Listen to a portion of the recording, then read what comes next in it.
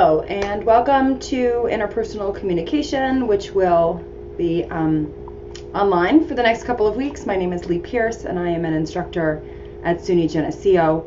I teach courses primarily in rhetoric and public speaking. I'm a rhetorician. That's what I do. I study symbolic communication and truth-making sort of in a public sense.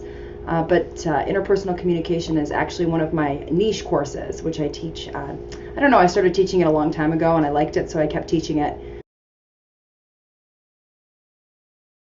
I have tried very hard in this class, because it's an interpersonal communication class, to model reasonable expectations, which are, I mean, if there's one thing that can salvage a relationship and make you very successful in life and very happy as a person, it's setting reasonable expectations, which means letting go of your sort of desire for everyone else to be perfect and to not cause you any trouble, and just to relax and let go and realize that everyone kind of shows up the best they can, and sometimes that's great and sometimes it's not. And I think you'll find that when you go through the policies that are in the syllabus for late work and dropping grades, and the way that I've structured the quizzes and the study guide and the practice quizzes, the way that the exams are structured, the way that, quizzes and exams are the same thing, the way that the essays are structured, that everything is very reasonable, very doable. Now, that doesn't mean that it's easy. I mean, it's still, you know, it's a class, it's accelerated learning. What typically takes us a month to do in a face-to-face classroom during a regular semester, we have to do in a week, sometimes a week and a half online. So everything goes a lot faster. I mean, it's going to feel like a lot of work, and it's going to feel really fast, but everything is doable. And I have pared down, especially with the modules, I've pared down only exactly what I think you need to know to be successful for each module. The course is divided into a couple of sections. I think it's a total of about 9 sections, 2 of which are sections related to the papers that you're going to write, and the other 7 sections which are supportive of those 2 efforts as well as some of the projects. And then each one of those sections has a quiz that goes with it, and I have set you up for the quiz with study guides and practice quizzes. So I think you'll find that it's very focused. It is a quality over quantity type of course. And unfortunately, we don't get to do a lot of the in-class discussion activities that we might be able to do in a face-to-face classroom. So I've done the best I can to add discussion posts and webinars, and also to include a lot of videos, so that you don't feel like this is just like a reading, constantly reading and doing work, and I'm not there with you along the way. So that's number 1, is like very reasonable expectations. If at any point you think that I have not created reasonable expectations for you, or maybe I have, but just maybe not in this particular context, you know, please feel free to reach out to me. And at the very least, maybe I can explain to you why I think they're reasonable. And at the best, maybe you convince me that something I'm doing is not a good fit, in which case I will take it away for everyone. So that's kind of item 1. Item 2. A lot of people think that this class is going to be, there was like this old book, I think it's from the 80s, and it's by this guy named Dale Carnegie, and the name of the book is How to Win Friends and Influence People. And I think a lot of people think that's what this class is going to be, that I'm going to like teach you how to make everybody like you and solve all your problems and get so-and-so to agree with you and get so-and-so to do X for you, but that's not at all what this is about. Very little of this course is actually about changing your relationships. I mean, most of this course is about understanding. So relationships don't exist outside of you, they exist in your head, right? So the relationship you have with another person is all imagined.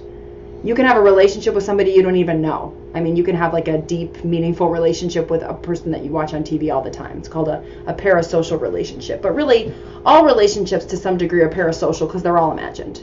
So my relationship, for example, to you as a student is something that I imagine. I imagine what you're like, what your needs are, what your day is like, or I fail to imagine you at all, and I just think that you're this blank slate just waiting for me to profess all of my wisdom to you, right? And how I imagine you is part of what our relationship is. And you can then show up in all kinds of ways, but I still have to change my brain around that. If not, then I'm having a relationship essentially with a projection of you and not your actual self. But that's how most relationships work. I mean, every person that I've ever been in love with has been in part constructed in a fantasy in my mind, and because you never really like know people, right? You only know what is projected of them to you. So we talk a lot in this class about managing your mind around relationships. We do not do a lot of say this to get X result. We do a lot of why do you care so much about X result? Like, why is that the result that you think you're entitled to? What's going on with your brain that that's the way that you think that this should happen? And isn't it causing you a lot of strife that you think other people should behave the way you want them to, when you could just say, like, people do what they're going to do, and I get to decide what I want to do about that, right? We'll also talk about, people pleasing and procrastination and a lot of these self-concepts that people have that are kind of made up because you have never been taught how to disappoint somebody successfully. I disappoint people all the time. I mean, that's half of my job, is you asking for stuff and me being like, no, not going to do that. Having a good reason why, and certainly not enjoying that you're disappointed, but just kind of being like, sorry, I can't. By making one person temporarily happy on this, I'm going to make a lot of people, including myself, long-term very unhappy. And that's disappointment. And I am okay that I disappoint people a lot. And I have to weigh people's disappointment in the short term against sort of some of my long-term goals that I think are more important. And these are things that you've never been taught how to do. So we spent a lot of time talking about mind management and your expectations for how other people should behave, rather than focusing on how you can show up in your life in better ways. And that's part of the reason I keep teaching it, because I don't think in college you get a lot of mind management courses. And this is my one chance to kind of talk to you about some things that I think are crucial to you being successful as a human being, which is managing your mind around relationships and expectations. And the third thing I'll say is that it is a tech-heavy course. All of the readings are actually videos of me explaining things to you. I think once in a blue moon there's like a video from someplace else that I might have you watch, but generally speaking, I explain everything to you. You do have study guides to go along with it. You can look some of these concepts up online. I mean, a lot of the concepts we teach in these classes are very fundamental. So when I teach like intrapersonal communication, for example, which is your self-talk, as opposed to your interpersonal, you can look that stuff on Wikipedia and get a basic gist of it if you want a refresher for what I've said in the videos. But the videos are pretty much the meat of the course. So they're great. That's great too, because like if you're driving somewhere, which is really nice during summer or winter, if you're driving on vacation or you're away from your desk, you can pop in the video in your headphones and you can listen to some of it. So I make it very portable, very accessible. A lot of people find it strange to switch from a reading model to a listening, watching model, but it is interpersonal communication after all. It's not literature. So I think there's something to be said for this kind of a model.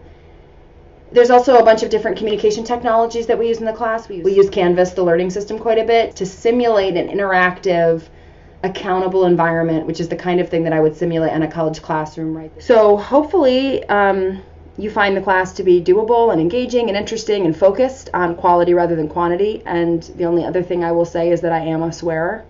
I grew up my mom cussed, my grandma cussed, we're a family of cussers. So not everybody likes it, but again, it's part of modeling what interpersonal communication is, which is that to some degree I have to do things that are good for you, and to some degree I have to do things that are good for me, and sometimes what's good for you isn't good for everybody else, because there's like a group component here, right? It's not just you and I. If we were out to lunch one-on-one and you would say to me like, Lee, I really don't like it when you swear, I probably just wouldn't. Good luck. I hope you have a great semester, and I'm here as much as you need me, but if you choose not to take advantage of the resources, then I hope you are very good at problem solving on your own, because it will be tough to get through this without regular interaction, but certainly not impossible.